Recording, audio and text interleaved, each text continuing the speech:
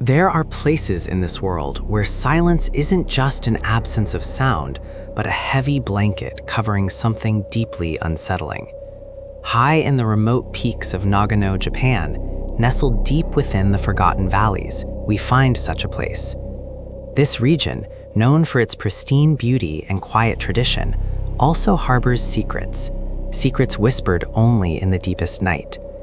Tonight, we push through the veil of legend to confront one of the darkest.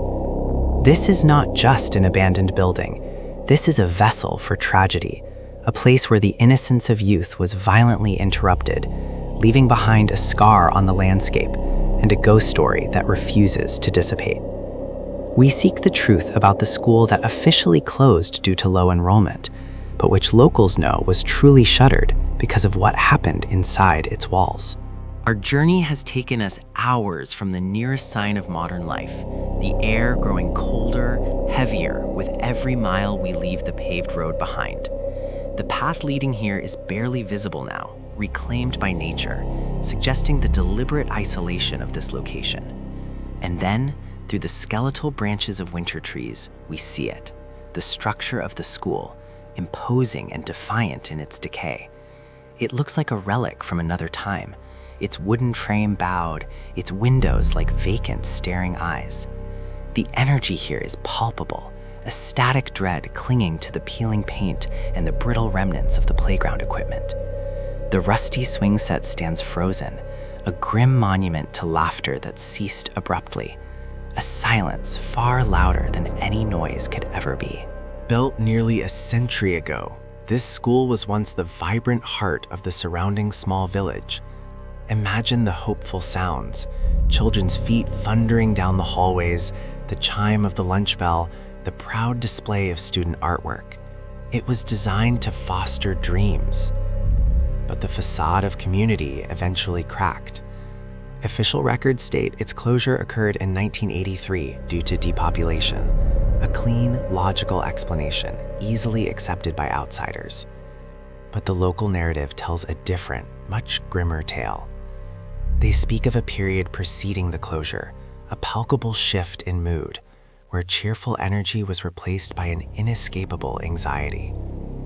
The final classes held here were not marking milestones, but desperately counting the minutes until release from a pervasive, unseen dread.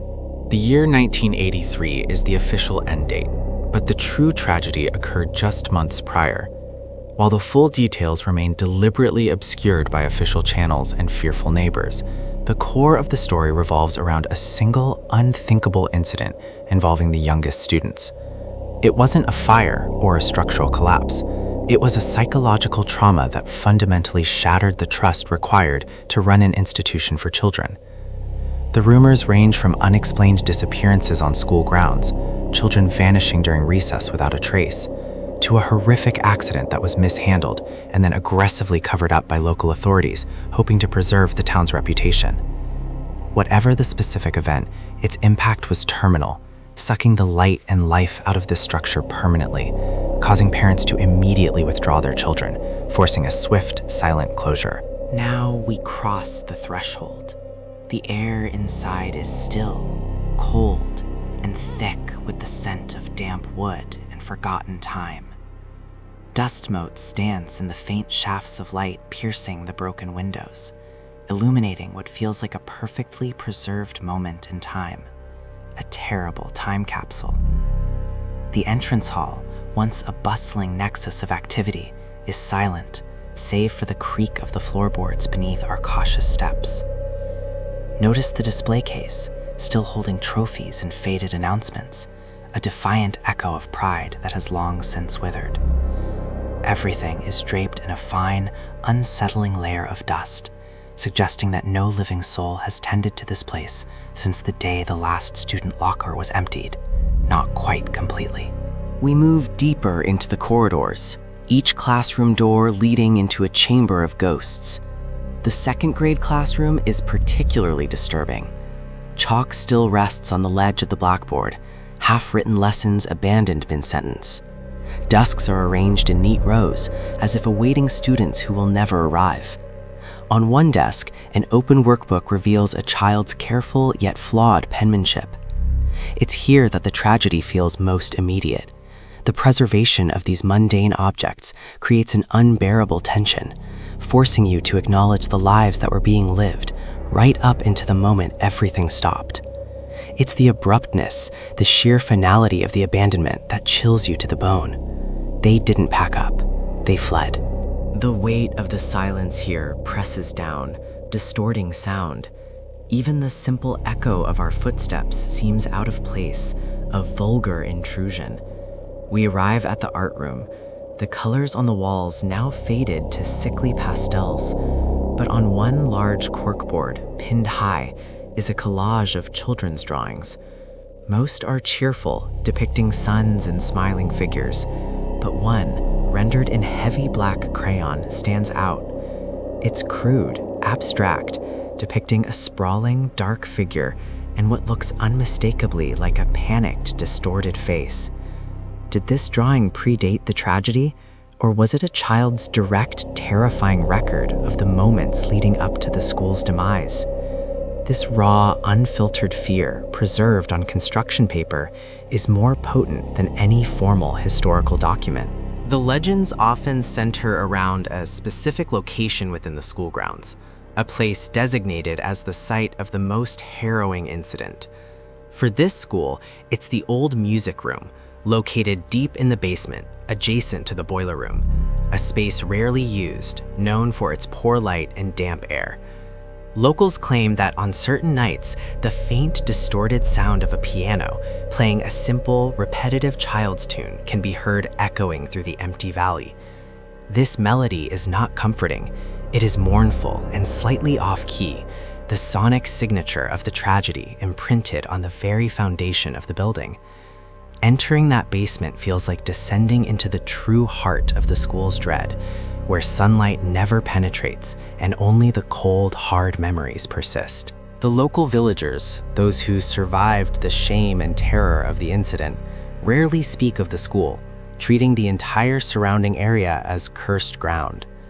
The darker legend suggests that the tragedy was not simply an accident, but a consequence of something far older, something tied to the mountain spirits, or perhaps a restless, malicious entity that was drawn to the purity of the children.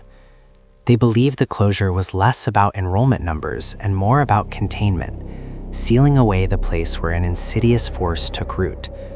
Every sound we hear now, every sudden temperature drop, feels like a confirmation of their belief that whatever happened here is not finished, and the spirits of the children are still trapped, waiting for resolution that will never come.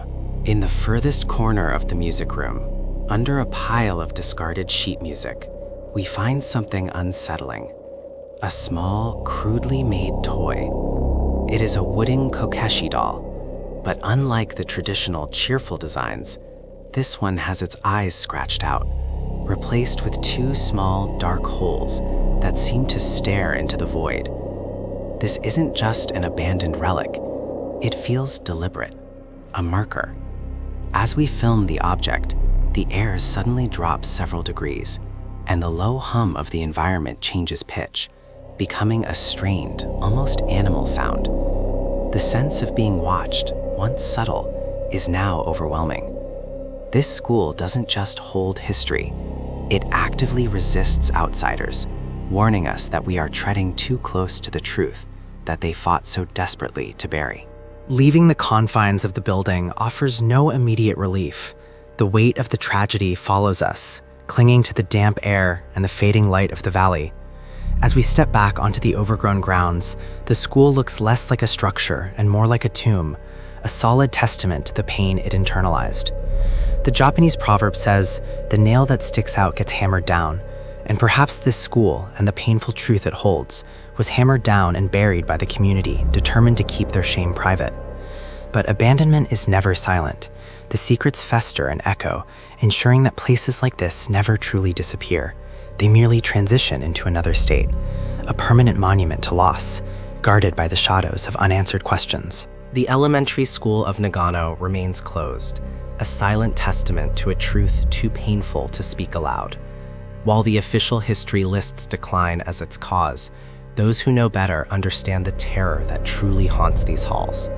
The darkness we documented today is real, deeply rooted, and part of the untold history of this quiet, beautiful country. But the silence shouldn't win. We must continue to peel back the layers of these forgotten mysteries. If you felt the chill of this place, if this investigation into Japan's dark secret resonated with you, show your support. Don't forget to like and subscribe for more updates as we delve into the world's most terrifying abandoned locations. Until next time, remember, some secrets are abandoned, but never truly gone.